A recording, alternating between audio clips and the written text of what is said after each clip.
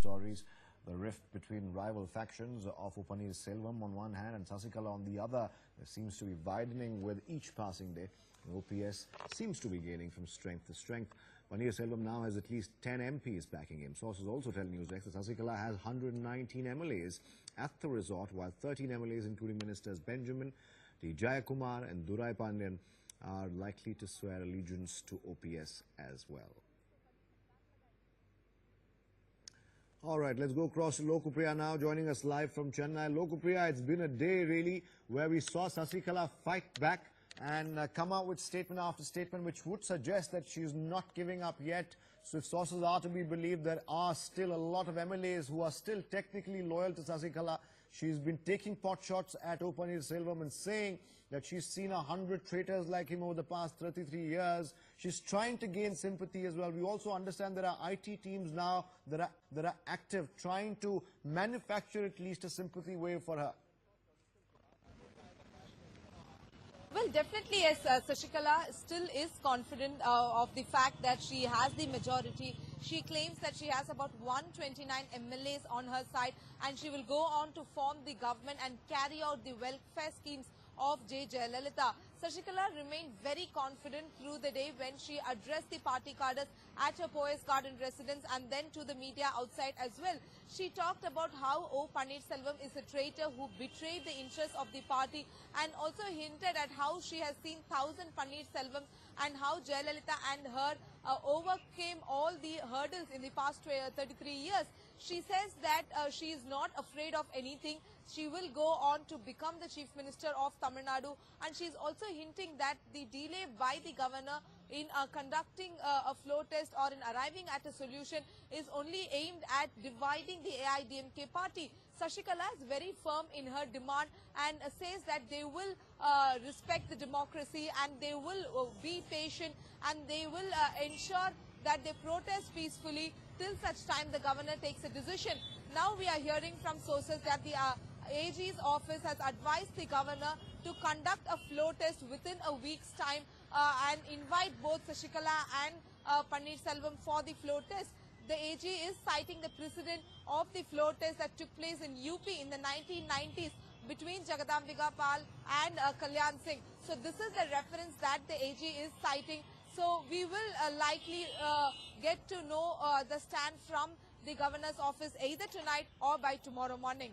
All right, Lokupriya, as far as we know, she's gone back to the Golden Bay Resort today. It's the third time in as many days, and she is trying very hard to keep her flock together. Those who, of course, are still loyal to her. But there are key names, quite a few key names today as well, that we expect could switch their allegiance to O. Panneerselvam, including a minister, Benjamin, as well. Well, there has been no defection from Sasikala's camp for the past 2 days. No MLAs or ministers have joined Sasikala. The last such defection was on Friday. In fact, there has been no defection of MLAs from Sasikala's camp. It has only been the MPs who had come in 2 or 3 of them yesterday. From Sasikala's camp, MLAs, there has been no defection. She maintains that she has the support of 129 MLAs. O. Panneerselvam says he has 6 MLAs, but the police report filed at the Madras High Court has stated that Sasikala, that about 119 MLAs are present at the resort. So the numbers definitely do not add up between the police report and Sasikala's report. But yes, there has been no defection. It remains to be seen how these MLAs will vote in case of a floor test. That is going to be very crucial, and we need to look if there is going to be cross-voting or will they be disqualified under the anti-defection law. Lokupriya, stay on with us. We'll also show the viewers the latest reaction by Sasikala. She spoke to the media just before leaving for the Golden Bay Resort. Here's what she had to say.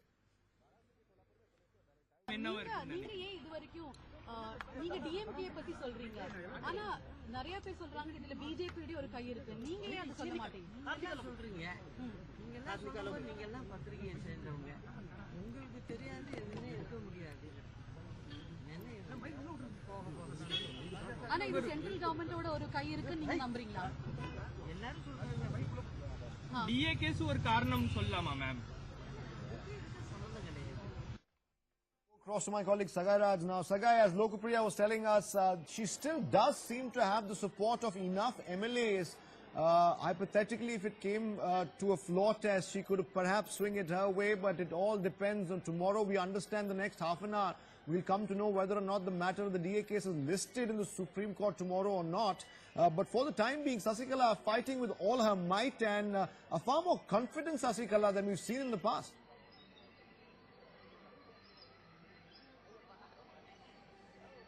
Absolutely, and I also spoke to the public prosecutor B.V. Acharya. He went on to say that probably it might not be listed for tomorrow, and he is also waiting from Supreme Court. And B.V. Acharya was one of the public prosecutors who was arguing on behalf of Karnataka, who have filed a petition in Supreme Court.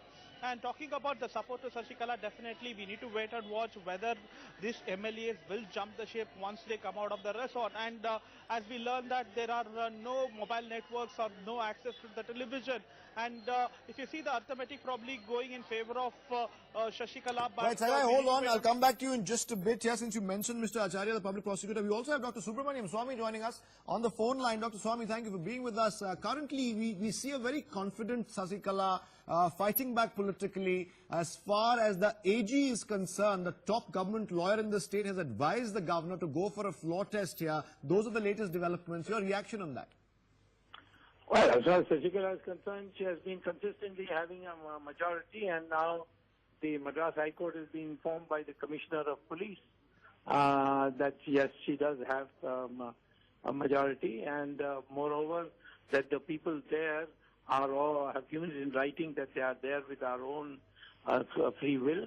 And the High Court has also admonished the petitioner by saying when the family members of these MLAs are not filing a complaint, what is your locus standi to come to the court? So that whole thing has been blown sky high. Now, second thing is that Sasikala did give a list of majority of members supporting her. Panneerselvam has not given any list, and that she's got the signatures. She said, I'll physically present them if you like. The governor said there's no need for you to physically present it.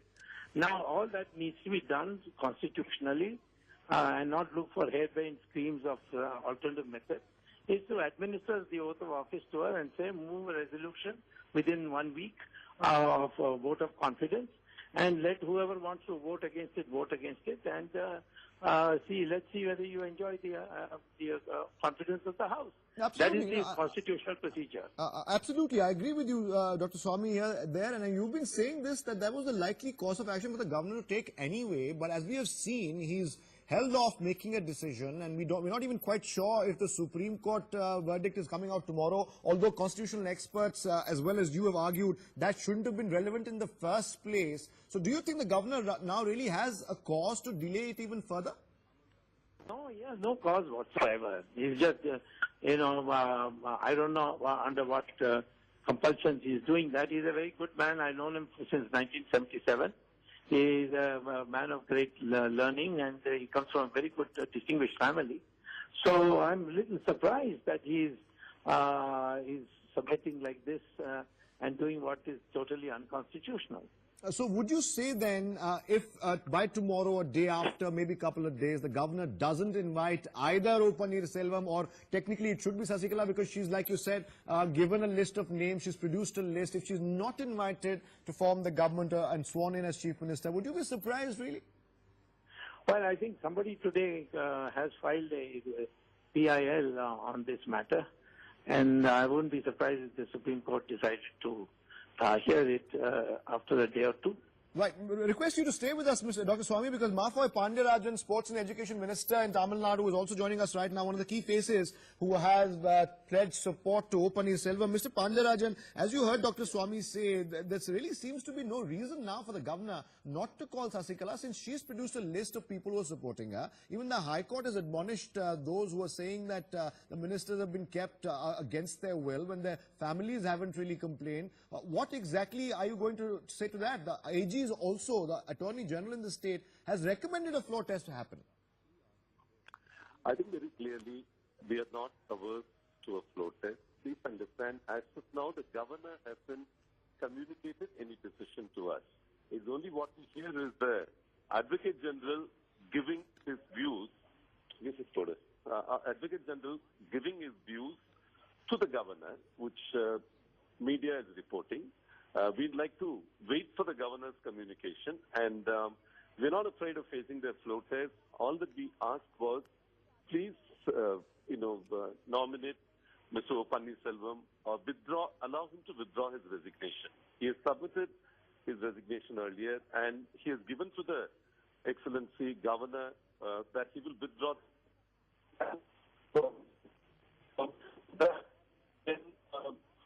He continues. All right. Mafoy Pandirajan, thank you for giving us your view there, and Dr. Subramanian Swamy as well. More